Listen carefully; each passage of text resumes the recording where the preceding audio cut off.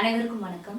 தமிழ் மரபு அறக்கட்டளை பன்னாட்டு அமைப்பு நடத்தக்கூடிய இந்த இலக்கிய உரையாடல் காணொளி வழியாக இலக்கிய உரையாடல், அதில் சங்க இலக்கியத்தில் பெண்களின் உரையாடல் அப்படிங்கிற தலைப்புல சில கருத்துக்களை உங்களோடு பகிர்ந்துக்கலாம்னு நினைக்கிறேன். இப்போ இந்த கொரோனா காலகட்டத்தில் இந்த இலக்கியம் சார்ந்த உரையாடல் அப்படிங்கிறது நம்மள கொஞ்சம் உயிர்ப்போட வச்சுக்கும். அந்த உயிர்ப்போட வச்சுக்கிற வேலையை செய்யக்கூடிய இந்த தமிழ் மரபு அறக்கட்டளைக்கு என்னுடைய அன்பான நன்றிகள்.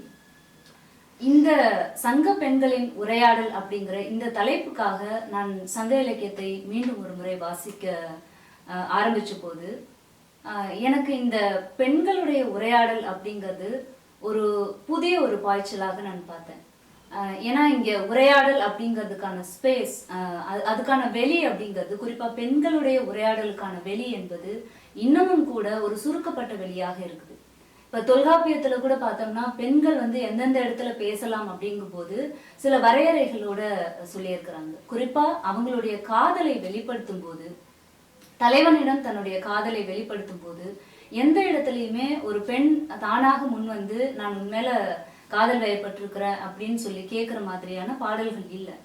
அதுக்கு தொல்காப்பியத்துல சொல்லும் போது எப்படி சொல்றாங்கன்னா, ஒரு பெண் தன்னுடைய காதலை வெளிப்படுத்த கூடாது, அப்படி வெளிப்படுத்துறது கற்பு கிடையாது அப்படின்ற மாதிரி ஒரு இடத்துல சொல்லிட்டு ஒரு சின்ன விதிவிலக்காக அவங்க சொல்ற ஒரு விஷயம் என்னன்னா, ஒரு புது பானையில தண்ணி ஊத்தி வச்சோம் அப்படின்னா அந்த பானையுடைய மேல் புறத்துல அந்த நீர் கசியும். அந்த மாதிரி கொஞ்சமா தன்னுடைய காதலை, தலைவன் மீதான காதலை அவங்க வெளிப்படுத்தலாம் அப்படிங்கறதுதான் ஒரு பெண்ணுக்கு இந்த காதல்ல உரையாடல் நிகழ்த்துறதுக்கான வெளியா சொல்லப்பட்டிருக்கு. மற்றபடி தலைவன் காதலை சொல்லுவாரு, அவ அதை ஏத்துக்குவா. அதுக்கப்புறம் தலைவன் தான் அவளுடைய அழகை பாராட்டுவது, அவளோட இருந்த தருணங்கள் எவ்வளவு அழகா இருந்தது, இது எல்லாத்தையும் அவர் பேசுவார், தலைவர் பேசுவார். மற்றபடி தலைவி இப்படி வருத்தத்துல இருக்கா, உன்னை பிரிஞ்சு வருத்தத்துல இருக்கா அப்படிங்கறத கூட தலைவன் கிட்ட சொல்றது யாரு அப்படின்னா தோழி தான். தோழிக்கு இருக்கக்கூடிய அந்த ஒரு உரையாடல் வெளி அப்படிங்கிறது கூட இந்த தலைவிக்கு இந்த சங்க இலக்கியத்துல கிடையாது. ஆனா அவதான் இந்த காதல் வாழ்க்கையில முக்கியமான ஒரு கதைபாத்திரமா இருக்கா. இது ஒரு பெரிய முரண். ஆனா அதை தாண்டி இந்த பெண்களுடைய பாடல்கள், ஆண்கள் எழுதின பெண்கள் பேசுற உரையாடலும், பெண்கள் எழுதிய பாடல்கள்ல பெண்கள் பேசுகிற உரையாடலும் என்று இரண்டு வகையாக நான் இந்த உரைக்காக தயார் பண்ணேன். அது பார்த்தோன்னா கிட்டத்தட்ட ஒரு 18 உரையாடல்கள், 18 தருணங்கள்ல இந்த பெண்கள் உரையாடுறாங்க. குறிப்பா பார்த்தோம்னா தலைவன் கிட்ட தலைவி நேரடியா பேசுறது, தோழி தலைவன் கிட்ட தலைவி சார்பாக பேசுறது, தோழியும் தலைவியும் பேசுறது, தோழி தலைவி கிட்ட இந்த மாதிரிலாம் நீ பண்ணக்கூடாது அப்படின்னு சொல்லி இடித்துரைப்பது, அப்புறம் உன்னுடைய இந்த பிரிவை நீ தாங்கிக்கணும், தலைவன் வந்துருவான் அப்படின்னு சொல்லி அவளை ஆற்றுப்படுத்துவது. அதே மாதிரி தலைவி இப்படியான ஒரு தலைவனை நேசிக்கிறா அப்படிங்கறத செவிலி கிட்ட சொல்றது. அப்புறம் செவிலித்தாய் நற்றாய் கிட்ட நம்முடைய பொண்ணு இந்த மாதிரி ஒரு குடும்ப வாழ்க்கையில இருக்கிறா அப்படின்னு சொல்லி அந்த பெண்ணுடைய குடும்ப வாழ்க்கையை பார்த்துட்டு பேசுறது. அப்புறம் இந்த தோழியோ அல்லது தலைவியோ பாங்கன் கிட்ட, தலைவன் கிட்ட இந்த செய்தியை போய் சொல்லு அப்படிங்கிறது. இது எல்லாம் தாண்டி அந்த பிரிவினுடைய துயரம் தாங்க முடியாமல் தன்னுடைய நெஞ்சோடு அவள் கிளத்தல், தன்னுடைய மனசோடையே அந்த பிரிவு துயரை பேசுவது, இப்படியான உரையாடல்கள். இது எல்லாத்தையும் தாண்டி இன்னொரு பியூட்டி என்னன்னா, இந்த சங்க இலக்கியத்துல குறிப்பா அகப்பாடல்கள்ல தலைவன் தலைவி, இந்த தோழி, செவிலித்தாய், நற்றாய், இந்த மாதிரியான பெண் கதாபாத்திரங்கள், இந்த தலைவன் தவிர்த்த பெண் கதாபாத்திரங்களோட கூடுதலா ஒரு பெண் கதை மாந்தர் அப்படிங்கிறது இருக்கு. அது இந்த காதல் பரத்தை அல்லது இல் பரத்தை அல்லது காமக்கிழத்தி என்று சொல்லக்கூடிய இந்த குடும்ப அமைப்பை தாண்டி தனக்கு விருப்பமான ஒரு ஆணோடு மனவாழ்வை மேற்கொள்கிற, திருமணம் செய்துக்காம ஆனால் ஒரு இன்னைக்கு நம்ம லிவிங் ரிலேஷன்ஷிப் சொல்றோம் இல்லையா, அந்த மாதிரி ஒரு வாழ்க்கை மேற்கொள்கிற அந்த பரத்தை அவங்க தலைவி கிட்ட சொல்ற மாதிரி, அதாவது ஒரு பாட்டுல அவ சொல்ல, உன்னுடைய தலைவனை நான் ஒன்னும் இழுத்து வச்சுக்கல, அவன் தான் என்ன தேடி வரான் அப்படின்னு சொல்லி அவ பேசுறதா இருக்கட்டும். இன்னொரு இடத்துல அவ சொல்லுவா, இங்க தலைவன் என்கிட்ட காதல் மொழி பேசிட்டு இன்னொரு தலைவி வீட்டுல போயிட்டு கையும் காலும் தூக்கும் ஆடிப்பாவை போல அவகிட்ட சேவகம் பண்ணிட்டு இருக்கான் அப்படின்னு சொல்லி தலைவனை இடித்துரைப்பது, இப்படியான உரையாடல்கள். இதுல இந்த தோழியையும் தலைவியையும் செவிலித்தாய் நற்றாய் இவங்க எல்லாரையும் விட ஒரு ஸ்ட்ராங்கான வாய்ஸ் அப்படிங்கிறது எனக்கு தெரிஞ்சு பரத்தை, அந்த இல்பரத்தையோ அல்லது காமக்கிழத்தையோ அந்த பெண்களுக்கு இன்னும் அதிகமாவே இருக்கு. அது என்னன்னா, இந்த குடும்ப அமைப்பை மீறி தன்னுடைய வாழ்க்கையை தன்னுடைய இயல்பில் கட்டமைச்சுக்கிற பெண்கள் இயல்பா அவங்களுடைய குரலை வெளிப்படுத்துற தைரியத்தோட இருக்காங்க. சோ இப்படியான ஒரு 18 வகையான தருணங்கள்ல இந்த பெண்கள் உரையாடல்களை நிகழ்த்துகிறார்கள். அந்த எல்லா உரையாடல்களும் பார்த்தோம் அப்படின்னா பெரும்பாலும் ஆண்கள் எழுதிய பெண்கள், ஆண்கள் ஒரு தலைவியாகவோ தோழியாகவோ செவிலித்தாயாகவோ இருந்து எழுதும் போது அவங்க அந்த ஆண்களுக்கு சாதகமான ஒரு பெண் எப்படி பேசுவாளோ அப்படித்தான் அந்த காதல் வாழ்க்கையில பேசுறாங்க. குறிப்பா தலைவன் பிரிஞ்சு போயிடுறான் அப்படிங்கும் போது அந்த பிரிஞ்சு போற தலைவனை எண்ணி வருத்தம் கொள்ளும் போது கூட அவன் எப்படியும் வந்துருவான் அப்படிங்கிற அந்த ஒரு தன்னைத்தானே ஆற்றுவித்துக்கிற ஒரு போக்குதான் அந்த பெண் கிட்ட இருக்கு, தலைவி கிட்ட. ஒரு பாட்டுல எப்படி சொல்லுவாங்கன்னா, கார்காலத்தில் தலைவன் வருவதாக சொல்லிட்டு பிரிஞ்சு போயிடுறான். அந்த கார்காலத்தில் அவன் வருவதாக சொல்லி பிரிஞ்சு போறா, இந்த தலைவி காத்துட்டு இருக்கா. நான் அந்த கார்காலத்திற்கான அறிகுறிகள், முல்லை பூக்குது, மயில் அகவுது, மழை வர்றதுக்கான அந்த கார்மேகம் சூழ்ந்து இருக்குது, ஆனா தலைவன் இன்னும் வரல. அப்போ அந்த தோழி கிட்ட தலைவி சொல்றா, இந்த கார்காலத்திற்கான அத்தனை அறிகுறிகளும் வந்துருச்சு, ஆனாலும் தலைவன் வரல. அப்படின்னா என்ன அர்த்தம்? இது பொய்யான காலம், இந்த காலம் ஏமாத்துது, தலைவன் வந்தாதான் அது கார்காலம். இப்படி சொல்லக்கூடிய ஒரு உரையாடல் அப்படிங்கிறது சங்க இலக்கியத்துல அந்த பெண் பேசுறா. அப்போ தலைவனுக்காக காத்திருக்கணும், அவன் ஏன் இன்னும் வரலன்ற அந்த கோபம் இல்லை, அதை ஆற்றுப்படுத்திக்கிற ஒரு தன்மை அவகிட்ட இருக்கு. இன்னொன்னு இந்த சங்க இலக்கியத்துல இன்னொரு முக்கியமான விஷயம் என்ன அப்படின்னா, ஒரு தலைவன் காதலை வெளிப்படுத்துறான், ஒரு பொண்ணை பாக்குறான், அந்த பொண்ணை இவ தெய்வ பெண்ணா மயிலா அப்படின்ற ஒரு, இவ பொம்மையா இல்ல நிஜம்தானா, அவளுடைய அழகை வியந்து வியந்து அவன் பேசிட்டு கிட்ட போய் அவகிட்ட தன்னோட காதலை தெரிவிக்கும் போது அந்த பெண் ஏற்றுக்கொள்வதாக பெரும்பாலான பாடல்கள். அதுக்கப்புறம் ஏற்றுக்கிட்ட பிறகு இயற்கை புணர்ச்சியில் ஈடுபடுதல், அதாவது நமக்கு சான்ஸ்கிரிட்ல சொல்ற மாதிரி கந்தர்வ மனம், அவங்களுக்குள்ள ஒரு உறவு, அது காதல் வாழ்க்கை அப்படியே போயிட்டே இருக்கு. பகலில் அவர்கள் சந்திக்கிறார்கள், அதுக்கப்புறம் பகல்ல சந்திக்கிறதுல நிறைய பிரச்சனைகள் இடையூறுகள் வரும்போது இரவுக்குறி என்று சொல்லக்கூடிய அந்த வீட்டுக்கு கொல்லப்புறத்துல இரவுல சந்திச்சுட்டு போகுது. இப்படியான ஒரு சூழல் அவங்களுடைய காதல்ல இருக்கு. அப்ப இப்படியே போய்கிட்டே இருக்கும்போது தலைவன் காதலை வெளிப்படுத்தும் போது எந்த இடத்துலயுமே அந்த தலைவி அவனுடைய காதலை நிராகரித்ததாக ஒரு பாட்டு கூட இல்லை. அப்போ பெண்களுக்கு காதலை மறுப்பதற்கான சாய்ஸ் அப்படிங்கிறது சங்க இலக்கியத்துல அந்த காலத்துல இல்லையா அப்படிங்கிற ஒரு பெரிய கேள்வி இருக்கு. அல்லது இந்த சங்க இலக்கிய பாடல்கள் தொகுக்கப்படும் போது, ஏன்னா எழுதப்பட்ட காலம் வேற, அது தொகுக்கப்பட்ட காலம் வேற, அந்த ஒட்டுமொத்தமான சங்க இலக்கியத்தை படிக்கும் போது நமக்கு அந்த மாற்றங்கள் தெரியும். இப்போ ஒரு இனக்குழு வாழ்க்கையிலிருந்து ஒரு ஒரு நாகரிக வாழ்க்கை உருவாகி ஒரு அரசுடைமை சமூகம் உருவான ஒரு படிநிலை வளர்ச்சி தான் இந்த சங்க இலக்கியம் அப்படிங்கிறது. அப்போ அந்த காதலை நிராகரித்த பாடல்கள் அப்படிங்கிறது இந்த சங்க இலக்கியத்துல அந்த தொகுக்கப்படும் காலகட்டத்தில் அது புறந்தள்ளப்பட்டிருக்கலாம், அப்படிதான் நான் புரிஞ்சுக்கிறேன். ஆனால் அதையும் தாண்டி எனக்கு குறுந்தொகையில ஒரு பாட்டு, ரொம்ப பிடிச்ச பாட்டு ஒண்ணு இருக்கு. அந்த பாட்டுல ஒரு தலைவன் அந்த தலைவி கிட்ட காதலை சொல்லும் போது அவனுடைய மலையில இருந்து குறிஞ்சி பூக்களை, காந்தல் பூக்களை அவன் கொண்டு வரான். அப்படி கொண்டு வரும்போது அந்த பூவை அவன் நிராகரிக்கிறான், அந்த பரிசு பொருளை அவன் நிராகரிக்கிறான். நிராகரிக்கும் போது அவன் என்ன சொல்றான்னா, இந்த மாதிரி காந்தல் மலர் அப்படிங்கிறது என்னுடைய மலையிலயும் இருக்கு.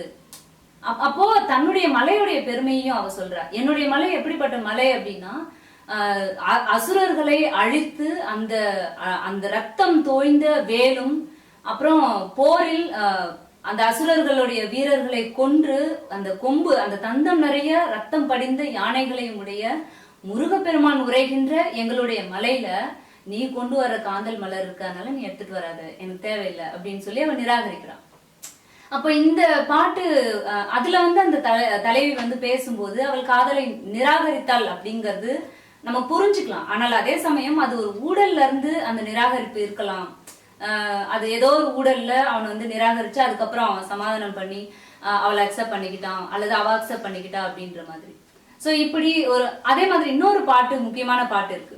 இந்த களவு மனம் அப்படின்னு சொன்னோம் இல்லையா, இந்த தலைவனும் தலைவியும் ஊர் யாருக்கும் தெரியாமல் அவர்கள் இருவர் மட்டுமே, தோழிக்கும் பாங்கனுக்கு மட்டும் தெரிய காதல் வாழ்க்கை வாழும்போது திடீரென்று அந்த தலைவன் அவளை மறுத்துட்டானா, உன்னை எனக்கு தெரியவே தெரியாது அப்படின்னு நோ சொல்லிட்டானா, என்னுடைய நிலைமை என்ன ஆகும் அப்படின்னு சொல்லி ஒரு தலைவி வந்து புலம்புறா. கிட்டத்தட்ட இன்னைக்கு காலகட்டத்திலயும் காதல்ல வந்து உன்னை எனக்கு தெரியவே தெரியாதுன்னு சொல்லி அவங்கள வந்து ஒரு நிர்கதிக்கு கொண்டு வந்து நிறுத்துறதுன்றது இருக்கு. அந்த டைம்ல ஒரு பொண்ணால என்ன செய்ய முடியும் அப்படிங்கிறது இன்னைக்கு 21ஆம் நூற்றாண்டுலயும் இருக்கு. சங்க பெண்களுக்கும் அது இருந்திருக்கு. அப்போ இந்த காரணங்களுக்காக தான் திருமணம் அப்படிங்கிற ஒரு முறை நம்முடைய சமூகத்தில், இந்த தமிழ் சமூகத்தில் அல்லது இந்திய சமூகத்தில் ஊரறிய மனம் செய்து கொள்வது, இந்த முறைப்படி பெரியவங்க எல்லாம் கூப்பிட்டு சடங்கு பண்ணி திருமணம் செய்து கொள்வது அப்படிங்கிற ஒரு முறை இப்படித்தான் உருவாகி இருக்க கூடும் அப்படின்றதுக்கு இந்த பாட்டு. யாரும் இல்லை தானே கல்வன் தானது பொய்ப்பின் யானவன் செய்கோ அப்படின்னு சொல்லி அவ சொல்றா. நான் வந்து நானும் அவனும் காதலிக்கும் போது எங்களுக்கு சாட்சிக்கு யாருமே கிடையாது. ஒருவேளை அவன் வந்து உன்னை எனக்கு தெரியவே தெரியாதுன்னு சொல்லிட்டான்னா நான் எங்கே போவேன், யாருக்கிட்ட சாட்சிக்கு போய் நிற்பேன், எனக்கு யாருமே இல்லை.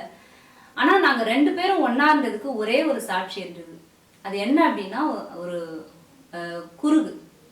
அந்த குருகும் கூட எங்களை பார்க்காம அந்த ஆறல் வழியாக போகக்கூடிய மீனுக்காக அது காத்துட்டு இருந்தது. அது இறை பொறுக்கிறதுக்காக அது வெயிட் பண்ணிட்டு இருந்தது. அப்ப அந்த குருகும் கூட எனக்காக வந்து சாட்சி சொல்லாது அப்படின்னு சொல்லி இந்த தலைவன் என்னை விட்டுட்டு போயிடுவானோ அப்படிங்கிற அந்த ஒரு பதட்டத்துல இருந்து அவ பேசுறதாக ஒரு பாடல் இருக்கு. அப்ப இப்படி பிரிவினுடைய துயரை பேசுகிற பாடல் தான் பெரும்பாலும் இந்த தலைவன் தலைவி காதல்ல ஆண்கள் பேசும்போது, பெண்களுடைய குரலாக ஆண் புலவர்கள் பேசும்போது இப்படி அவங்களுடைய காதலை எண்ணி அவன் வந்து என்னை விட்டுட்டு போயிட்டானா எனக்கு வாழ்க்கையே இல்லை, அவன் வருவான் அப்படின்னு காத்துட்டு இருக்காது. இந்த 2 மாதிரியான பெண்கள் தான் பெரும்பாலும் இருக்கிறாங்க. இன்னொரு முக்கியமான பாட்டு இருக்கு. அது வந்து ஒரு நெய்தல் நில தலைவன் தலைவிக்கு இடையிலான அது குடும்ப வாழ்க்கையில இருக்கிற காதல். அவங்க திருமணமான ஒரு தம்பதிகளா இருக்கிறாங்க. அப்போ அந்த பெண் அந்த தலைவன் கிட்ட சொல்றா, என்ன சொல்றா அப்படின்னா, இந்த ஜென்மத்துல மட்டும் கிடையாது, இன்னும் 7 ஜென்மம் வந்தாலும் கூட நீயும் நானும் ஒன்னா இருக்கணும் அப்படிங்கிற அவளுடைய ஆசையை வெளிப்படுத்துறா. அது அணிற்பல்லன்னு கொங்குமுதிர் முண்டகத்து மணிக்கேழன்னு மானிய சேர்ப்பு. அவனுடைய நாடு எப்படிப்பட்ட நாடு, ஒரு அணில் பல் மாதிரியான அந்த பூக்கள் பூத்து இருக்கிற அந்த கடல் நிலத்துக்கு தலைவனாகிய உன்னை நான் இந்த ஜென்மத்துல மட்டும் இல்ல, இன்னும் 7 ஜென்மத்துக்கும் கணவனாக அடையணும் அப்படிங்கிற அந்த விருப்பத்தை தெரிவிக்கிறான். அதுல சொல்லும் போது அவ வந்து ஒரு வார்த்தையை வந்து வெளிப்படுத்துவா. என்னன்னா, நீயாகிய என் கணவனை நானாகிய நீ நெஞ்சு நேர்பவளே அப்படிங்கிற ஒரு வார்த்தையை அவ பயன்படுத்துவா. அதாவது நீ எனக்கு கணவனா வரணும், இந்த ஜென்மத்திலையும் இன்னும் வரக்கூடிய ஜென்மத்திலையும் நீ என் கணவனா வரணும் அப்படின்னு சொல்லிட்டு அடுத்த வரி நான் உன் மனைவியா வரணும்னு அவ பேசல, உன் மனசுக்கு பிடிச்ச ஒரு பெண்ணாக நான் இருக்கணும் அப்படின்ட்டு. அப்ப அந்த மனசுக்கு பிடிச்ச பெண்ணா இருக்கணும்ட்டு அவ சொல்லும் போது அப்ப அந்த தலைவன் இவ மட்டும் இல்லாம இன்னும் ஒரு பெண்ணோடு அவன் ஒரு காதல் வாழ்க்கையில இருக்கான். அப்ப அத வந்து வெளிப்படையா எதிர்க்கக்கூடிய ஒரு உரிமை அவளுக்கு இல்ல. அத வந்து அவ ஒரு அன்பான தருணத்துல நீ எப்பயுமே என் கூட இருக்கணும், நான் உனக்கு பிடிச்ச பொண்ணா இருக்கணும் அப்படின்னு அவ கேட்கறது அப்படிங்கிற அந்த ஒரு குரல் ரொம்ப முக்கியமானது. அதே மாதிரி இன்னொரு பாடல் ஒண்ணு இருக்கு. இந்த தலைவன் தலைவி காதல் வாழ்க்கையில தலைவன் பிரிஞ்சு போயிட்டான். அந்த பிரிஞ்சு போன பிறகு அந்த தலைவனை நினைச்சு அவ ஏங்கி ஏங்கி ஏங்கி இரவுல தூக்கம் வரல, அவளால தூங்கவே முடியல. அப்ப தூக்கம் வரல அப்படிங்கும் போது அந்த பெண் மனசு தூங்கணும் அப்படின்னு நினைக்கல, இல்ல தலைவன் எனக்கு கிட்ட வரணும், அவன் கூட நான் இருக்கணும் அப்படின்னு நினைக்கல. நான் தூங்காம இருக்கேன், இந்த உலகம் மட்டும் எப்படி வந்து இவ்வளவு அமைதியா தூங்கிட்டு இருக்கு அப்படிங்கிற அந்த கோபம் உலகத்தின் மீதான கோபமா மாறுது. அந்த இரவு அவ்வளோ என்னை வந்து தகிக்க செய்து, என்னுடைய உடலை வந்து அது கொள்ளை கொள்ளுது. ஆனா இந்த மக்கள் வந்து சொல்லவிந்து இனிது அடங்கினர், சொல் பேச்சற்று அப்படின்னு சொல் அவிந்து. அந்த அவிந்துங்கிற வார்த்தை ரொம்ப முக்கியமானது. ஏன்னா இந்த கிராமத்துல எல்லாம் சொல்லுவாங்க நெல் அவிச்சிட்டோம் அப்படிம்பாங்க, உன் கண்ணு அவிஞ்சு போட்டோம் அப்படிம்பாங்க. அது வந்து ஒட்டுமொத்தமா இல்லவே இல்லை அப்படிங்கிற மாதிரியான ஒரு விஷயம். அப்ப அந்த சொல் அவிந்து இனிதடங்கினரே மாக்கள் அப்படின்னு சொல்லும் போது இந்த மக்கள் வந்து பேசவே திராணி இல்லை. ஏன்னா அவங்க பேச திராணி இருந்ததுன்னா என்கிட்ட ஏமா தூங்கலன்னு ஒரு வார்த்தை கேட்பாங்க. ஆனா இங்க கேட்கல, இந்த இலை எல்லாமே தூங்கிருச்சு. இந்த உலகமே தூங்கிருச்சு, இந்த பெரிய உலகம் தூங்கிருச்சு, ஆனா நான் மட்டும் தூங்காம இருக்கேன் அப்படின்னு சொல்லி அவ பேசுறா. ஆக்சுவலா இந்த பாட்டு தான் வந்து சினிமா பாட்டா கூட வந்திருக்கு. ஊர்சனம் தூங்கிருச்சு அந்த மாதிரி பாட்டோ, அல்லது பட்சி உறங்கிடுச்சு, பால் தயிரா தெரிஞ்சிருச்சு, அந்த மாதிரி வைரமுத்துடைய வரிகள்ல சினிமா பாடல்களாகவும் வந்திருக்கு. அப்ப இந்த பெண்கள் பிரிவை நினைச்சு நினைச்சு ஏங்குறவங்களா இருக்காங்க. அங்கே அவங்களுக்கு வந்து தலைவன் மீதான எந்த விதமான ஒரு வருத்தமோ அல்லது ஒரு கோபமோ இல்லை. அதே மாதிரி இன்னொரு சங்க பாடல்ல வந்து ஒரு தலைவி தலைவனுக்காக அதே மாதிரி காத்துட்டு இருக்கிறா. அப்படி காத்துட்டு இருக்கும் போது அவ எப்படி காத்துட்டு இருக்கிறா அப்படின்னா, ஒரு காட்சியை அவ பாக்குறா. ஒரு ஒரு தாய் பறவை பசியோட இருக்கக்கூடிய ஒரு குஞ்சு பறவைக்கு ஒரு மாலை நேரத்துல உணவு கொண்டு வருது. அந்த தாய் கொண்டு வர அந்த உணவுக்காக அந்த குஞ்சு பறவைகள் வாயை திறந்துகிட்டு அவங்க அம்மா கொண்டு வர உணவுக்காகவும் அவங்க அம்மாவுக்காகவும் காத்துட்டு இருக்கிற இந்த காட்சியை அவ பாக்குறா. அப்ப பார்க்கும்போது அவ வந்து தலைவனை நினைச்சுக்கிறா. தலைவன் வரக்கூடிய காட்டு வழியில இப்படியான ஒரு காட்சியை அவனும் பார்க்க கூடும். அப்படி பார்க்கும்போது அந்த குஞ்சு பறவையினுடைய பசி போல அந்த தலைவியும் தன்னுடைய காதலில் பசியோடு காத்திருப்பாள் அப்படிங்கிற அந்த எண்ணம் அவனுக்கு வரும். அதனால அவன் சீக்கிரமா வந்துருவான் அப்படின்னு சொல்லி அவ தன்னைத்தானே ஆற்றுப்படுத்திக்கிறான். அப்போ முன்னாடி சொன்ன மாதிரி இப்போ ஆண்கள் எல்லாருமே வந்து தன்னைத்தானே ஆற்றுப்படுத்தி கொண்டு அந்த சூழலை அப்படியே ஏற்றுக்கொள்கிற பெண்களாக, அவர்களுடைய காதல் அப்படிங்கிறது அவ்வளவுதான், கணவன் சார்ந்தும் காதலன் சார்ந்தும் யோசிக்கிற ஒரு இடம் மட்டும்தான் அவங்களுக்கு இருக்கு. ஆனால் இந்த இதுல இருந்து இன்னொரு இடம் வரும்போது, இந்த பெண்களுடைய காதலை எழுதும் போது அவங்க எப்படியான ஒரு குரலை வெளிப்படுத்துறாங்க அப்படின்னா, அவங்களுக்கு வந்து அந்த காமம் அப்படிங்கறத வெளிப்படையா பேசுறாங்க. நம்ம தொல்காப்பியத்துல வந்து வெளிப்படையா பேசக்கூடாதுன்னு சொன்ன அந்த மரபை உடைத்து அவர்கள் அந்த மொழிக்குள்ள தங்களுக்கான ஒரு இந்த காதல் சார்ந்த விஷயங்களை பேசுறதுக்கான ஒரு ஸ்பேஸ் வந்து கிரியேட் பண்றாங்க. அதுல ரொம்ப முக்கியமானவங்க வந்து வெள்ளி விதியார், அல்லூர் நன்முல்லையார், ஔவையார், இவங்கெல்லாம்.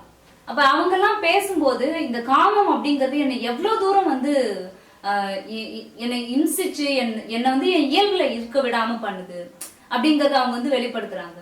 அப்ப அதே மாதிரி இன்னொரு பாட்டுல வந்து ஔவையார் சொல்லும் போது ஒரு பெண்ணுடைய காதலுடைய பிளஷரை வந்து அவங்க எக்ஸ்பிரஸ் பண்றாங்க. என்னன்னா ஒரு ஒரு காதல் வயப்பட்ட தலைவி எப்போதுமே தலைவனுடைய சிந்தனையிலே அவ இருக்கிறா.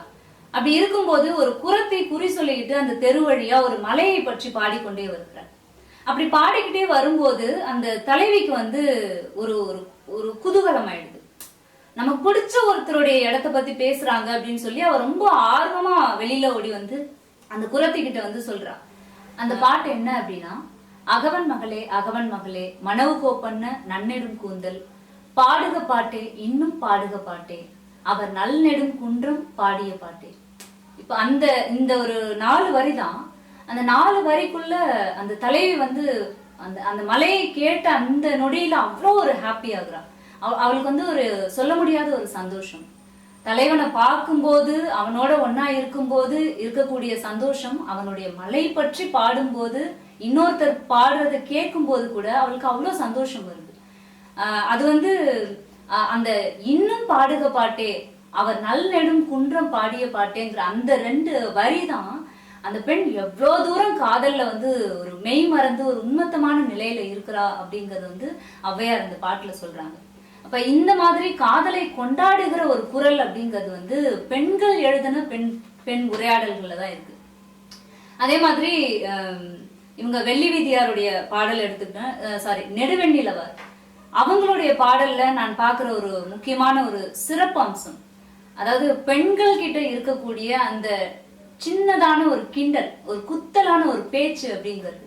அவங்களுக்கு வந்து இந்த சமூகத்துல வாய்ஸே இல்லை அப்படின்னாலும் கூட, அப்படி இல்லை அப்படிங்கிற மாதிரியான ஒரு பிம்பம் கட்டமைக்கப்பட்டாலும் கூட, ஆனா அவங்க வாய்ப்பு கிடைக்கிற இடத்துல அந்த தலைவனையோ அல்லது அந்த குடும்பம் சார்ந்த அந்த அதிகாரத்தையோ அவங்க ஒரு சின்ன வார்த்தையிலையோ வெளிப்படுத்திட்டு போயிடுறாங்க.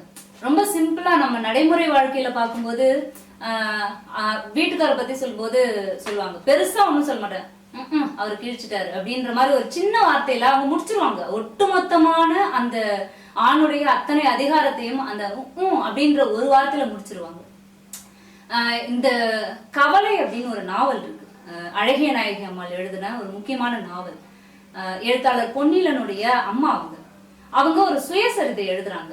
கிட்டத்தட்ட ஒரு 3 தலைமுறை கதை, அந்த அந்த குடும்பத்தினுடைய ஒரு 3 தலைமுறை கதை.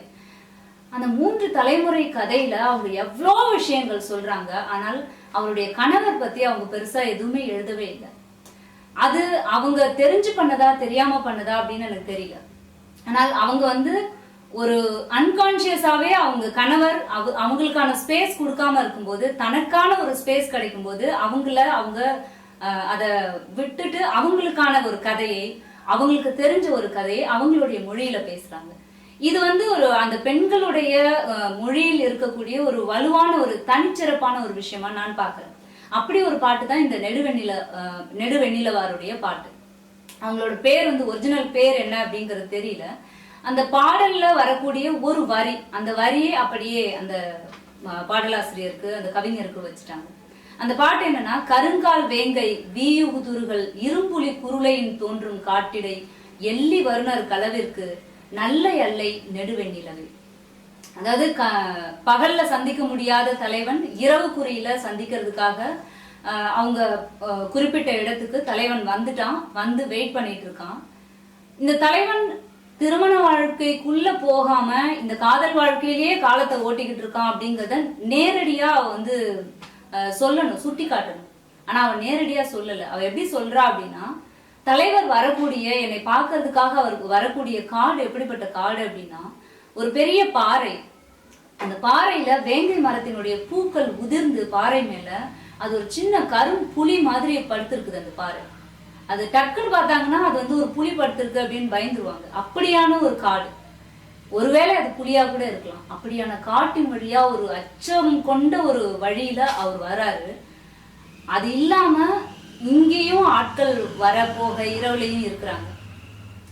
அப்போ அந்த சமயத்துல இந்த நிலா இவ்வளோ பளிச்சுன்னு ஒளி வீசும் போது, என் தலைவனை யாராவது பார்த்துட்டாங்கன்னா என்ன பண்றது, உனக்கு கொஞ்சம் கூட அறிவே இல்லையா நிலவே அப்படின்னு சொல்லி அவர் நிலவை திட்டுறா. அந்த நிலவை திட்டுறதன் மூலமா அவ என்ன சொல்றா, உனக்கு அறிவே இல்லை, நீ திருமணம் பண்ணிட்டு கூடவே வச்சுக்கோ, எதுக்கு இப்படி திருட்டுத்தனமா பார்க்கணும் அப்படிங்கறதான் அவன் மறைமுகமா சொல்றா. அந்த குத்தல் தான் இந்த பெண்களுடைய உரையாடலினுடைய தனிச்சிறப்பா நான் பாக்குறேன். ஒரு காமத்தை வெளிப்படுத்துகிற இடத்திலாக இருக்கட்டும், அந்த காதலை கொண்டாடுகிற இடத்திலாக இருக்கட்டும், அதையெல்லாம் தாண்டி அவங்க இந்த மாதிரியான ஒரு மறைமுகமா குத்தல் பேச்சோடும் விமர்சனத்தோடும் அவங்க அணுகிற இடம் அப்படிங்கிறது ரொம்ப முக்கியமான ஒரு இடமா நான் பாக்குறேன் அந்த பெண்களுடைய உரையாடல. அதே மாதிரி இன்னொரு பாட்டு நான் குறுந்தொகையிலே சொல்லிட்டு இருக்கேன். கலித்தொகையில ஒரு பாட்டு எனக்கு ரொம்ப பிடிக்கும். அந்த கலித்தொகை பாடல் சுடர்துடி கேளாய் அப்படின்னு தொடங்கக்கூடிய ஒரு பாடல். அந்த பாட்டுல ஒரு தலைவன் மீது காதல் வந்துருச்சு. அந்த காதல் விட்ட போது அந்த தலைவன் எப்படிப்பட்ட தலைவன், யார் அவன் அப்படிங்கறது முதல்ல அந்த தோழி கிட்ட ஷேர் பண்ணிக்கிறா, பகிர்ந்துக்கிறா. ஒரு பையனை நான் பார்த்தேன். இன்னைக்கும் பெண்கள் காதல் ஏற்படும் போது தன்னுடைய நெருக்கமான தோழி கிட்ட ஒரு பையனை பார்த்தேன், அவனை எனக்கு ரொம்ப பிடிச்சிருக்கு அப்படின்னு சொல்றது. அது அவங்க இயல்பா நடக்கிற ஒரு விஷயம். அதை எவ்வளவு தூரம் அவங்க ஒரு பிளஷர்ல சொல்லுவாங்க அப்படிங்கறது அந்த பாட்டுல நம்ம பார்க்க முடியும். அவ எப்படி சொல்றான்னா, இன்னைக்கு என்னாச்சு தெரியுமா, அவ இன்னைக்கு எங்க வீட்டுக்கு ஒரு பையன் வந்தான். அந்த பையன் தண்ணி வேணும்னு கேட்டான். எங்க அம்மா ஒரு சொம்புல தண்ணி கொடுத்தாங்க. நான் கொண்டு போய் கொடுக்கும்போது அவன் என் கையை பிடிச்சிட்டான். கையை பிடிச்சோடனே எனக்கு என்ன பண்றதுன்னு தெரியல. நான் கத்திட்டேன். கத்தினோடனே அம்மா உள்ள இருந்து கேக்குறாங்க, என்னாச்சுமா அப்படி கேக்குறாங்க. அப்போ அவ சொல்றா, இவன் கை பிடிச்சிட்டான்னு சொல்ல முடியாது, ஏன்னா இவங்களுக்கு பிடிச்சமான பையன். ஆனா அவன் பண்ணது அவளுக்கு கொஞ்சம் நர்வஸ் ஆயிடுச்சு. அப்ப அவ சொல்ற, அம்மா அவன் விக்கிட்டாமா தண்ணி குடிக்கும் போது அப்படிங்கிறா. அவ பொய் சொல்றா. காதலுடைய ஒரு முதல் படிநிலை சின்ன சின்ன பொய்கள்ல இருந்து ஆரம்பிக்கும். சோ அப்ப அவ அந்த மாதிரி பொய் சொன்னோடனே, ஐயோ பார்த்து குடிக்க கூடாதா அப்படின்னு சொல்லி அவங்க அம்மா அவனுடைய தலையை தடவி விடுறாங்க. அப்படி தடவி விடும்போது அவன் பார்த்து இப்படி கண்ணடிக்கிறான். அவளை சிரிச்சுக்கிட்டே கண்ணடிக்கிறான். இந்த கல்வன் யார் தெரியுமா, இந்த பையன், இந்த சுட்டித்தனமான பையன் யார் தெரியுமா, நம்ம சின்ன வயசுல விளையாடும் போது நம்ம கட்டி வச்சு விளையாடுற வீட்டை இடிச்சு நம்மள அழ வைப்பான்ல, நம்ம பூவெல்லாம் பறிச்சுட்டு போய் நம்மள ரொம்ப கஷ்டப்படுத்துவான்ல, நம்ம பந்து விளையாடிட்டு இருப்போம் அந்த பந்து பிடிக்கிட்டு போய் நம்மள அழ வச்சிருக்கான்ல, அந்த ஆள் தான் இப்போ என்னை இந்த மாதிரி பண்ணிட்டான் அப்படின்னு சொல்லும் போது அது கம்ப்ளைண்ட்ஸா இருக்காது. இப்படி ஒருத்தர் என்ன டீஸ் பண்ணிட்டான்றது கம்ப்ளைண்டா வராது. அவன் மேல இருக்கிற லவ் வந்து அது ரொம்ப ஒரு பிளஷரா வந்து ஷேர் பண்ணிக்க அந்த பாட்டுல அவ ஷேர் பண்ணிக்கிறான். ஸோ இப்படி இந்த பெண்கள் வந்து காதலை இவ்வளோ வந்து கொண்டாட்டமாக தான் மாத்திக்கிறாங்க அப்படிங்கிறது இந்த பெண்களுடைய கவிதைகள்ல பார்க்கும்போது நம்ம புரிஞ்சுக்க முடியுது.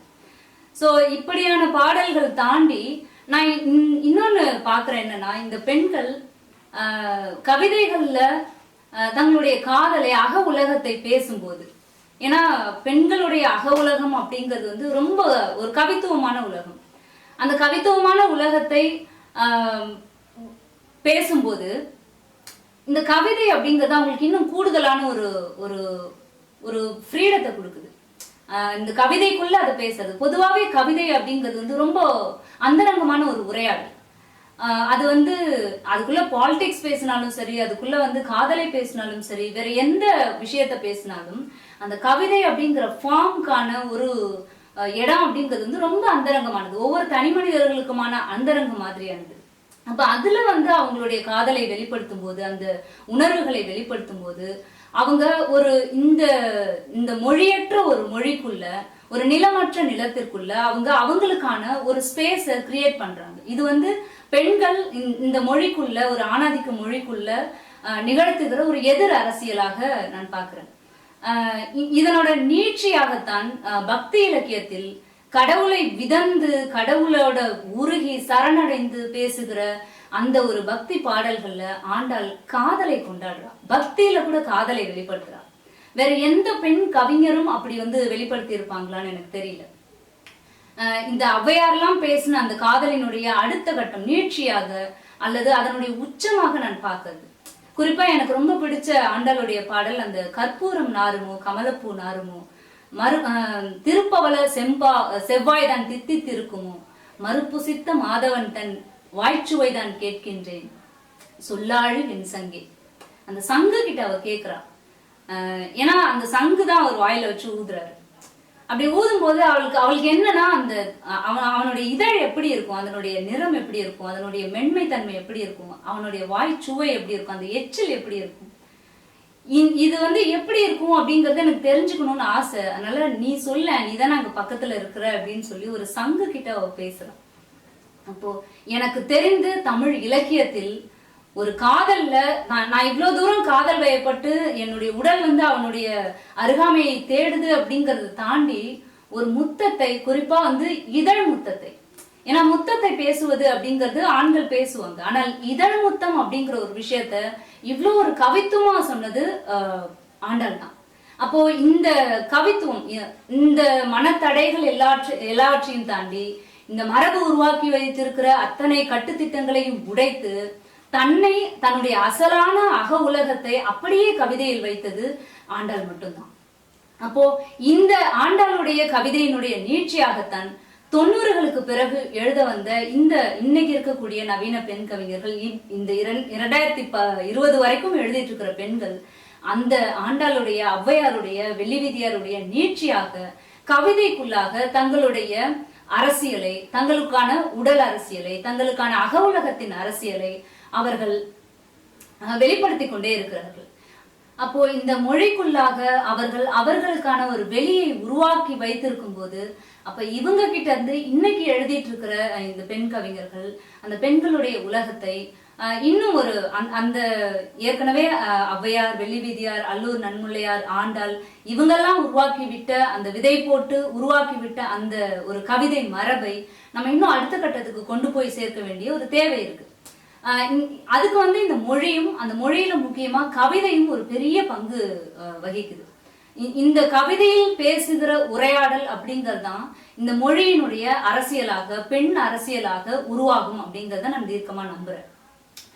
இப்போ இதுவரைக்கும் சொன்ன பாடல்கள் அப்படிங்கும் போது காதலை பற்றி மட்டுமே இந்த பெண்கள் உரையாடுகிறார்கள். அதனுடைய அவஸ்தைகளை, அதனுடைய பிளஷரை, அதனோட மற்ற எல்லா கூறுகளையும் அவர்கள் பேசுகிறார்கள். அப்படிங்கும் போது சங்க பாடல்கள்ல புறப்பாடல்கள்லையும் கூட ஒரு பெண்ணுடைய குரல் இருக்கு. அது ஔவையார். ஔவையார் வந்து ஒரு சங்க இலக்கியத்துல, இன்னும் சொல்ல போனால் ஒரு அரசுடைமை சமூகத்துல, ஒரு அரசு நிறுவனத்துல ஒரு பெண் அமைச்சராக இருந்தார் அப்படின்னா அது ஔவையார் மட்டும்தான். அப்ப அந்த அளவுக்கு அவ வந்து ஒரு இன்டெலெக்சுவல் லேடியா இருக்காங்க. அவ வந்து ஒரு நாட் ஒன்லி போயட், அவ வந்து ஒரு இன்டெலெக்சுவல் லேடி. அந்த கெப்பாசிட்டி இருக்கு. அந்த கெப்பாசிட்டி இருக்கிறதுனாலதான் ஔவையாரால ஒரு அரசனுக்கு சார்பாக ஒரு அரசனுடைய செய்தியை கொண்டு போய் இன்னொரு அரசன் கிட்ட சொல்லி ஒரு போரை நிறுத்துகிற அளவுக்கு ஒரு பேச்சுவன்மை மிக்க ஒரு பெண்ணா திகழ முடிஞ்சது. ஏன்னா சும்மாலாம் வந்து ஒரு அரசன் கிட்ட கொண்டு போய் நீ வந்து போரை நிறுத்துறதுக்கு சமாதானம் பேசு அல்லது அதை எக்ஸ்பிளைன் பண்ணி அதை தடுத்து நிறுத்து அப்படின்லாம் சொல்லி அனுப்ப முடியாது. அப்ப அதுக்கான திறமை அவகிட்ட இருக்கிறதுனாலதான். இன்னொரு முக்கியமான விஷயம் என்னன்னா, ஔவையார்கிட்ட நான் வியந்து பாக்குற இன்னொரு விஷயம், ஒரு இன்னைக்கு நம்ம பேசுற அந்த பால் வேறுபாடு அற்ற ஆண் பெண் நட்பு அப்படிங்கறத முதல்ல இந்த தமிழ் சமூகத்துல தமிழ் நிலத்துல விதை போட்டு உருவாக்கி விட்டது வந்து ஔவையார் தான். ஏன்னா அதியமானுக்கும் ஔவையாருக்குமான அந்த நட்பு அப்படிங்கிறது அந்த ஜெண்டர் டிஃபரன்ஸ் தாண்டின ஒரு நட்பு. எல்லாவற்றையும் பகிர்ந்து கொள்கிற, எல்லாவற்றையும் வெளிப்படையாக பேசுகிற, அதே மாதிரி அவன் தவறு செய்யும் போது நீ பண்றது தப்பு அப்படின்னு சொல்லக்கூடிய ஒரு துணிச்சல் மிக்க ஒரு கவிஞராகவும் அவங்க இருக்காங்க. சோ அப்ப பெண்கள் வந்து வெறுமனே வந்து தன்னுடைய அகவுலகத்தை மட்டுமே தன்னுடைய கவிதைகள்ல முன்வைக்கிறாங்க அப்படின்னு சொல்ல முடியாது. அப்ப ஔவையாரை நம்ம வந்து அங்க சொல்ல வேண்டியிருக்குது. அப்ப ஔவையாருடைய அந்த திறமை அப்படிங்கிறது ஒரு அரசியல் அறிவு பெற்ற ஒரு பெண், அவளுடைய குரல் அப்படிங்கிறது. அப்ப பெண்கள் எல்லா காலகட்டத்திலும் அரசியல் அறிவு பெற்றவர்களாக இருந்திருக்கிறாங்க. ஆனால் அதை வெளிப்படுத்துறதுக்கான ஒரு ஸ்பேஸ் அப்படிங்கறதுதான் இந்த சமூகத்துல இந்த குடும்ப அமைப்புல, குறிப்பா குடும்ப அமைப்புல அது தடுக்கப்பட்டிருக்கு அல்லது மறுக்கப்பட்டிருக்கு. இதுக்கு ஒரு சின்ன உதாரணம் வந்து நற்றாய் அப்படிங்கிற ஒரு கேரக்டர், ஒரு தலைவியுடைய அம்மாவா வரக்கூடிய ஒரு கேரக்டருக்கு பெருசா வந்து அங்க பேசுறதுக்கான ஸ்பேஸே இல்லை. இதை நான் எப்படி புரிஞ்சுக்கிறேன் அப்படின்னா, ஒரு குடும்ப அமைப்புக்குள்ள வந்துட்ட பிறகு ஒரு காதல் வயப்பட்ட ஒரு பருவ பெண்ணாக இருக்கும் போது இருக்கிற உரையாடலுக்கான அந்த வெளி அப்படிங்கிறது கூட ஒரு குடும்ப அமைப்புக்குள்ள ஒரு குடும்ப தலைவியா வந்துட்ட பிறகு அவளுக்கு இல்லை அப்படிங்கறதான் நான் புரிஞ்சுக்கிறேன். ஏன்னா ஒரு குழந்தைக்கு தாயாக ஆகிவிட்ட பிறகு அவளுக்கு பேசுறதுக்கு ஒண்ணுமே இல்லை. அந்த குடும்பத்தை நிர்வகிப்பதும் நல்ல ஒரு மனைவியாக நடந்துக்கிறதும் மட்டும்தான் அவளுக்கான ஒரு கடமையா இருக்கு. அப்ப அந்த மாதிரி இருக்கிறதுனாலதான் நற்றாய் அப்படிங்கிற ஒரு ஒரு கதாபாத்திரம் அந்த சங்க இலக்கியம் முழுக்க ஒரு பேசு பொருளாக இல்லாம அல்லது பேச்சற்ற குரலற்ற ஒரு பெண்ணாக அந்த இலக்கியம் முழுக்க இருக்காங்க. அதே மாதிரி செவிலித்தாய் எடுத்துக்கிட்டாலும் செவிலித்தாய்க்கும் பெருசா அங்க வந்து கான்ட்ரிபியூஷன் கிடையாது. அப்ப அவளும் வந்து என்னன்னா இந்த நற்றாய்க்கும் தோழிக்கும் தலைவிக்கும் அந்த காதல் சார்ந்து மட்டுமே சில விஷயங்களை பண்ணக்கூடிய ஒரு கேரக்டரா வந்துகிட்டே இருக்காங்க.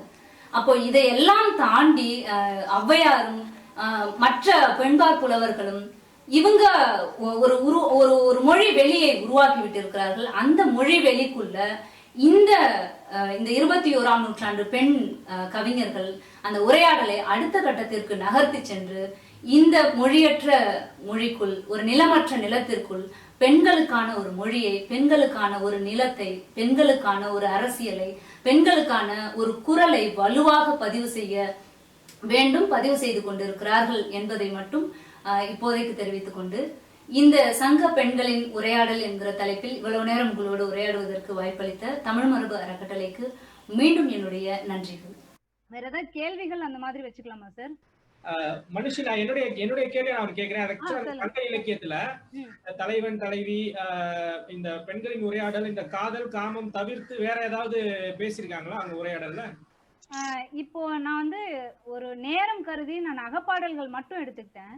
இப்ப ஔவையார் வந்து எவ்வளவு தூரம் அழகான காதலை செலிப்ரேட் பண்ணி அவங்க எழுதினாங்களோ, இன்னொரு பக்கம் புறநானூற்றில் புற சார்ந்த பாடல்கள்ல ஔவையார் என்கிற ஒரு பெண் கவிஞர் ஒரு அரசியல் விமர்சகராக, அரசியல் அறிவு தேர்ந்த ஒரு பெண்மணியாக இருந்திருக்காங்க. இன்னும் சொல்ல போனா முதல் பெண் அமைச்சர் ஔவையார் தான். அதியமானுடைய அமைச்சரவையில் ஒரு பெண்ணாக அவங்க வந்து இருந்திருக்கிறாங்க. அவங்க கவிஞர் பிளஸ் ஒரு அமைச்சர். ஒரு தூது போகக்கூடிய அளவுக்கு ஒரு திறமை வாய்ந்த ஒரு பெண்ணாக இருந்திருக்காங்க. நான் இந்த சங்க பெண் உரையாடலும் போது இந்த காதல் சார்ந்து பேசுற விஷயம் வந்து இன்னும் கொஞ்சம் கூடுதல் முக்கியத்துவம் வேணும் அப்படிங்கிறதுக்காக நான் அதை எடுத்தது. இப்ப இந்த ஔவையாருடைய பாடல்ல அவங்க வந்து தொண்டைமான் கிட்ட வந்து அதியமானுக்காக போய் பேசுற இடமா இருக்கட்டும், அதியமானுடைய நட்பை விதந்து ஓதுகிற இடமா இருக்கட்டும், ஒரு ஆண் பெண் நட்பு என்பது எவ்வளவு தூரம் எக்ஸ்டாண்டர்ட், அது அந்த அன்கண்டிஷனல் லவ், இந்த ஜெண்டர் டிஃபரன்ஸ் தாண்டின ஒரு நட்பு அப்படிங்கிறது வந்து இன்னைக்கு நம்ம பேசிட்டு இருக்கோம். பால் வேறுபாடற்று ஆண் பெண் நட்போடு பழகலாம் அப்படின்னு. முதல்ல அப்படி ஒரு பால் வேறுபாடற்று ஒரு நட்போடு பழகிய ஒரு பெண் யாரு அப்படின்னா ஔவையார். அது அதியமான் கூட கொண்ட அந்த நட்பு. அவருடைய இறப்பின் போது அவங்க பாடுற பாடல்கள் அதுக்கான தெளிவு கொடுக்கும். சார், நான் லட்சுமி தத்தை பாண்டிச்சேரியில இருந்து. சொல்லுங்க மேடம். வணக்கம். அவங்க நல்ல தலைப்பு. இளம் ஆய்வாளர் ஒரு மிகப்பெரிய ஒரு பொறுமையை கையில எடுத்து ஆய்வு பண்ணிட்டு இருக்காங்க. சின்ன பொண்ணு, ஆனாலும் இத கையில எடுக்கிறதுக்கு அப்படிங்கிறதுக்கே ஒரு மன தைரியம் வேணும். ஏன்னா அப்படிப்பட்ட ஒரு வெளியை கொண்டது இந்த தலைப்பு. பெண்கள் பற்றிய தலைப்புங்கிறதே மிகப்பெரிய வெளி. அதுல சங்க இலக்கியத்துல இருக்கக்கூடிய பாடல்கள்ல பெண்களினுடைய உரையாடல்ன்றது அதிகமா பேசக்கூடிய ஒரு துறை, பேச வேண்டிய துறை. பேசக்கூடியதுன்றதை விட பேச வேண்டிய துறை. மனுஷி வந்துட்டாங்களா? வந்துட்டேன். நான் லட்சுமி தத்தை பேசுறேமா, பாண்டிச்சேரி. வணக்கம் மேம். வணக்கம் மேம். நல்லா இருக்கீங்களா? நல்லா இருக்கேன். இல்ல, செய்தி 1, கேள்வி 2. ஓகே. ஒரு செய்தி, நீங்க தலைவியினுடைய வருகையை பத்தி, தலைவனுடைய வருகையை பற்றி, தலைவி வீட்டை விட்டு வெளியே போகாத தலைவி ஒரு கற்பனையில் ஒரு காட்சிப்படுத்துகிறாள்னு ஒரு செய்தி சொன்னீங்க இல்லையா? குருவி, அம்மா குருவி குழந்தை குருவிக்கு உணவூட்டுவது போல அப்படின்னு. அந்த பாடல்ல தவறு இல்ல, நான் தவறா சொல்லல. பெண் வெளியே போகல அப்படிங்கிறது இல்ல. ஏன்னா திணைப்புணம் காக்க போயிருக்காங்க. நீர்ப்படுகைகள்ல நீங்களே சொன்னீங்க, ஒரு நீர்ப்படுகையில தலைவனும் நானும் இணைந்திருந்ததற்கு கொக்குதான் சாட்சி அப்படின்னு. அப்போ நீர்ப்படுகைகள் பக்கம் அவங்க போயிருக்காங்க. மலைப்பகுதிகள்ல அவங்களுடைய காதல் அரும்பி இருக்கு. எல்லாத்தையும் தாண்டி தலைவனும் தலைவியும் சந்திக்கணும் அப்படின்னாலே இரவுக்குறி பகற்குறிங்கிறத தலைவிதான் பிக்ஸ் பண்ணுவாங்க. அப்போ பெண்களுக்கான வெளியே போகக்கூடிய இடம் அப்படிங்கிறது அவங்களுடைய நிலம் சார்ந்த, திணை சார்ந்த இடத்துல நாலேஜ் அவங்களுக்கு இருந்திருக்கு, ஒரு கருத்து. இதுபடியா நீங்க இன்னொன்னு என்ன சொன்னீங்க அப்படின்னா, முதல்ல பேசும்போது தலைவன் காதலை வெளிப்படுத்தும் போது அப்படியே தலைவி ஏற்றுக்கொண்டதாக தான் நிறைய இருக்கு, மேஜர் ரோல் இருக்கு அப்படின்னீங்க. அப்படிதான் இருக்கு அப்படின்னா, மடல் தலைமகன் வந்து மடல் ஏறுறாரு இல்லையா, அது எதை சார்ந்தது? அப்போ தலைவி மறுக்கிறதையும் அதுல வரும். மடல் ஏறும்போது தலைவி, நான் குறுக்கிடுறதுக்கு மன்னிக்கணும் மேடம், அது வந்து தலைவி மறுக்கிறா அப்படின்னு மட்டும் எடுத்துக்க முடியாது இல்லையா? ஒரு குடும்ப சூழல் காரணமாக அவ தவிர்க்கிறா அப்படிங்கறது வந்து, ஒரு உறவுக்கு பிறகு அவ தவிர்க்கிறது வேற, ஒரு காதலை சொன்ன உடனே ஐ லவ் யூ டூ அப்படின்னு அக்செப்ட் பண்ணிக்கிறது வேறன்னு நான் நினைக்கிறேன். அப்ப அந்த ஒரு கிளாரிபிகேஷன் இருந்ததுன்னா ரைட். ஆனா தலைவன் சொல்லும் போதெல்லாம் ஏத்துக்கணும் தான் கடப்பாடு பெண்களுக்கு இல்ல. அவ ஏத்துக்காம தடுத்ததனுடைய விளைவு தலைவன் மடலேற வரைக்கும் போயிருக்கான். சரிங்களா? இது 3வது ஒரே ஒரு செய்தியை நான் முடிச்சிடுறேன். உரையாடல் என்பதற்கும் நம்மளுடைய இலக்கண கூற்று கோட்பாடுகள் இருக்கு இல்லையா, அத ரெண்டுத்தையும் இணைச்சு பார்க்கலாமா இல்ல அது வேற வேறவா? அதுதான் மன்னிக்கணும்.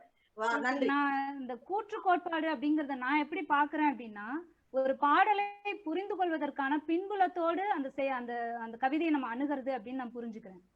உரையாடல் அப்படிங்கும் போது அவங்களுடைய பேச்சு, அந்த டோன் மட்டும் என்னவா இருக்கு அப்படிங்கிறது. ஹலோ, சொல்லுங்கம்மா. இருக்கேன்.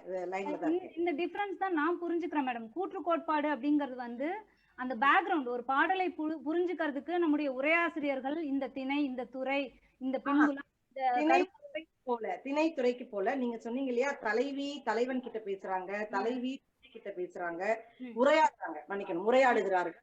தலைவன் பொருள் தேட போனாக்கா தலைவி வந்து நேரடியா தலைவன் கிட்ட சொல்ற பாடலும் உண்டு, மறைமுகமா கிட்ட சொல்ற. அப்ப நம்ம பாடலுக்கு கீழே வகை தொகை பண்ணும்போது தோழி கூற்று, தலைவி கூற்று, பரத்தை கூற்று, தலைவன் கூற்றுன்னு வைக்கிறாங்க இல்லையா, இந்த கூற்றிற்கும் நீங்க சொல்ற உரையாடலுக்கும் தொடர்பு இருக்கா இல்லையா? அதுதான் என்னுடைய கேள்வி. ஓகே. இப்போ அந்த கூற்று நமக்கு ஏற்கனவே சொல்லப்பட்ட கூற்று கோட்பாடு இல்லாமல் வெறும் பாடலை மட்டும் நாம வச்சு பார்க்கும்போது அந்த உரையாடல்கள்ல சில இடத்துல நம்மளால இது வந்து அந்த கூற்று கோட்பாடு அப்படிங்கறதும் இப்போ நம்ம பேசுற உரையாடல் அப்படிங்கறதும் நமக்கு ஏற்கனவே இந்த பாட்டு இந்த ஆள் தான் பேசியிருக்காங்கன்னு நமக்கு சொல்லப்பட்ட ஒரு இடத்துல இருந்து நம்ம புரிஞ்சுக்கிறதாவும், அந்த வெறும் பாடலை மட்டும் நம்ம எடுத்துக்கிட்டு அது யாருடைய உரையாடலாக இருக்கிறதுன்னு நம்ம புரிஞ்சுக்கிறதுக்கும் இடையில இருக்கிற வித்தியாசமா தான் நான் பாக்குறேன். அது ரெண்டையும் ஒன்னா வச்சு பாக்குறது எனக்கு ஒன்றும் பிரச்சனை இல்லை. கூற்று கோட்பாடு இல்லாமல் நம்ம அந்த பாடலை அந்த பாடலுடைய வரிகள்ல இருந்து நம்ம புரிஞ்சுக்கும் போது அதை என்னவா நம்ம உணர்றோமோ அதுதான் வந்து இந்த உரையாடல் அப்படிங்கறத நான் மீன் பண்றேன். அடுத்து வந்து நம்ம சுவிட்சர்லாந்துல இருந்து பிரேமச்சந்திரன் அவர்கள் ஒரு கேள்வி கேட்டிருக்காங்க. சங்க இலக்கிய உரையாடல்களுக்கு இடையில் பெண்களுக்கு இடையில் செவிலித்தாயின் பங்கு எப்படி அமையும் அப்படின்னு கேட்டிருக்காங்க.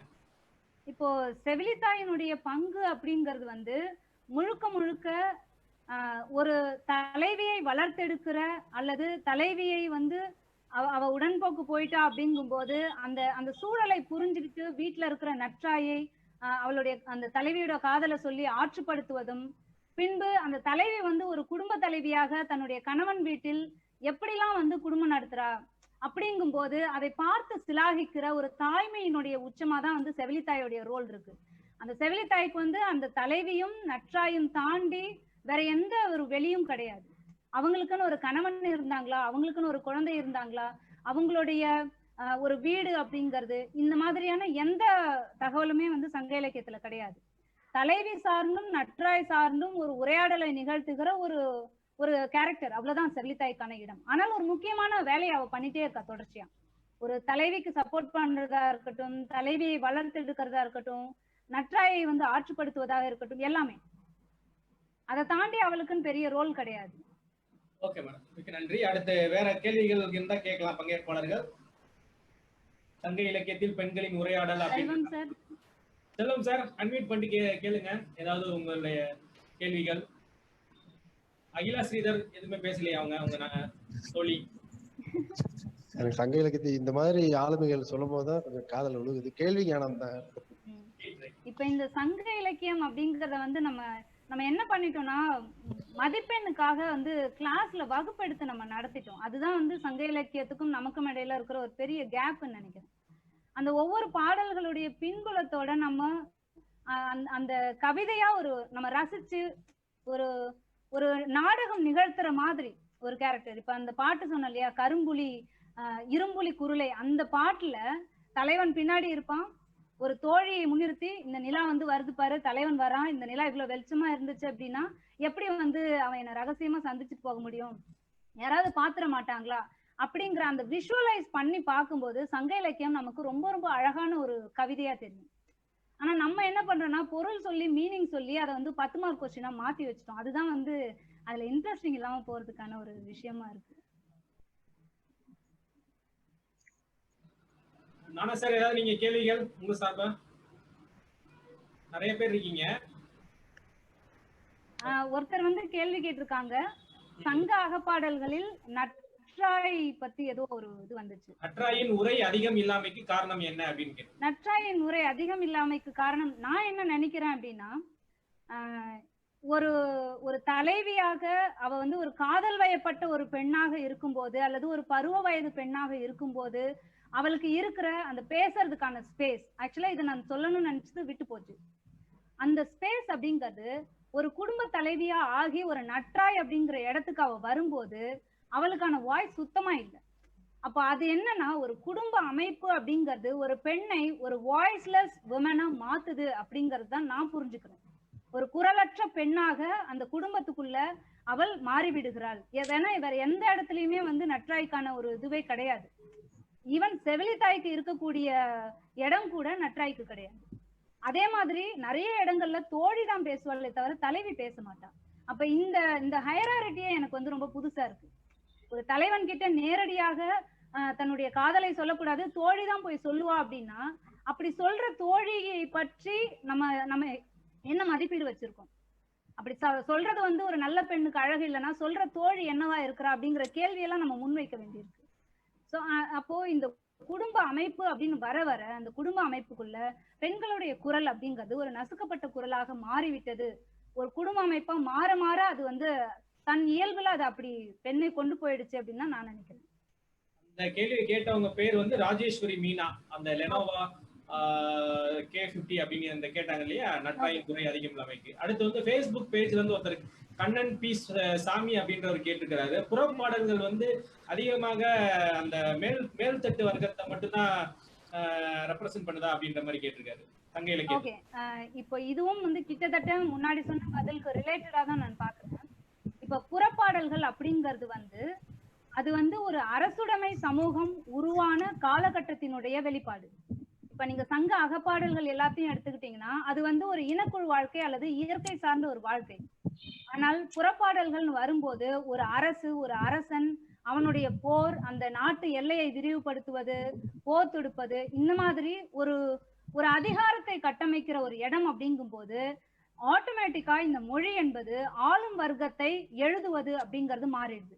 இப்போ அவங்க வந்து அரசை பற்றி எழுதினாலும் கூட, அரசனை பற்றி எழுதினாலும் கூட, அரசன் எங்கெல்லாம் முறை தவறி நடக்கிறானோ அல்லது பிறழ் ஆட்சி செய்கிறானோ அந்த இடத்துல மக்களினுடைய குரலாக அவர்கள் தங்களுடைய கவிதையை வெளிப்படுத்த தயங்கவே இல்லை. அப்ப அது வந்து வெறுமனே வந்து அப்பர் கிளாஸ்க்கானது அப்படின்னு மட்டும் நம்ம எடுத்துட முடியாது. அப்போ இந்த புலவர்கள் எல்லோருமே வந்து அரசர்களுடைய அருகாமையை நம்பி வாழ்க்கை நடத்துறவங்க பொருளாதாரத்துல. அப்ப தன்னுடைய வாழ்க்கைக்கான பொருளாதாரத்தை அவர்கள் கொடுக்கும் போது அவர்களை பற்றி பாடுவது அப்படிங்கிறது வந்து ஒரு இயல்பான மரபாக இருந்திருக்கு. ஆனால் அதே சமயம் பொருள் கொடுக்குறாங்களே அப்படிங்கிறதுக்காக அவங்க ரொம்ப குழஞ்சு போய் அரசர்களோட இல்லை. இவங்க வந்து அரசர்களை நம்பி வாழ்ந்தவர்களாகவும் இருந்திருக்கிறார்கள். அதே சமயம் அரசர்கள் தவறு செய்யும் போது அதை சுட்டி காட்டுபவர்களாகவும், அதனால அவங்க பணம் கொடுக்குறாங்கன்றதுக்காக அவங்கள வந்து எல்லா வகையிலயும் சரின்னு சொல்லிட்டு போறவங்களா இல்ல. நான் வந்து இதோட இந்த பதில முடிச்சுக்கிறேன். ஏன்னா நான் வந்து நீங்க கேட்ட மாதிரி நான் ஒரு முழு வீடியோ வந்து உங்களுக்கு பண்ணி அனுப்பி விட்டுறேன். ஏன்னா நிறைய தடங்கல்கள் நிறைய சொல்றதுல வந்து விட்டு போச்சு. ஸோ ரொம்ப சந்தோஷம் எனக்கு வந்து இந்த மீட்டிங்ல கொஞ்ச நேரம் நிறைய தடங்கல்களுக்கு மத்தியில கொஞ்ச நேரம் பேசினது கூட ரொம்ப சந்தோஷமா இருக்கு. இந்த வாய்ப்பை எனக்கு கொடுத்ததுக்காக தமிழ் மரபு அறக்கட்டளைக்கு என்னுடைய நன்றிகள். மிக நன்றி மனுஷி.